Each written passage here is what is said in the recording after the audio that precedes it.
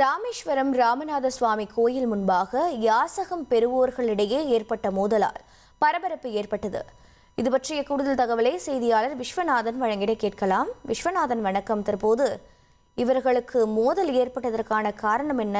காவல்துறையினர் என்ன நடவடிக்கை எடுத்திருக்கிறார்கள்? கோயில் முன்பு இப்படி யாசகம் எடுப்பதற்காக மேலும் என்ன நடவடிக்கை எடுக்க இருக்கிறார்கள்? வணக்கம். ராமேஸ்வரம் ராமநாதசுவாமி திருக்கோயிலுக்கு நாள்தோறும் பல்வேறு மாவட்டம் மற்றும் மாநிலத்திலிருந்து ஆயிரக்கணக்கான பக்தர்கள் வருவது வழக்கம்.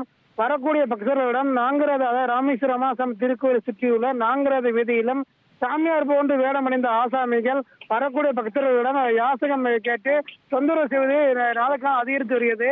யாசகம் கொடுக்காத பக்தர்களிடம் அடாவடியா நடந்து கொண்டு அவர்களுக்கு சாபம் விடுவதும் தொடர்கதையாக நடைபெற்று வருகிறது.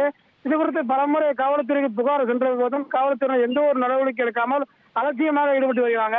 இந்த நிலையில பாத்தீங்கன்னா பிச்சைக்காரர்களுக்கு இடையே யாசகம் பெறுவது ஏற்பட்ட தகராறு காரணமாக இரண்டவரும் சேர்ந்து ஒரு மாற்றுத்திறனாளி தாக்கும் வீடியோ தற்போது சமூக வலைதளத்தில் வேகமாக பரவி வருகிறது. இது சம்பந்தமாக காவல்துறையினர் உரிய விசாரணை நடத்தி வராங்க. அது மட்டும் இல்லாது சாமியார் போன்று வேடமடைந்து திருக்கோயிலை சுற்றி வரும் ஆசாமிகள் மீது கடுமையான நடவடிக்கை எடுக்க வேண்டும் என பக்தர்கள் கோரிக்கை விடுத்திருக்காங்க. விவரங்களை வழங்கியதற்கு நன்றி விஸ்வநாதன். இனி செல்லும் இடமெல்லாம் செய்தி. தந்தி டிவியின் வாட்ஸ்அப் சேனலை ஃபாலோ பண்ணினா செல்ல இருக்கும் இடமெல்லாம் செய்தி.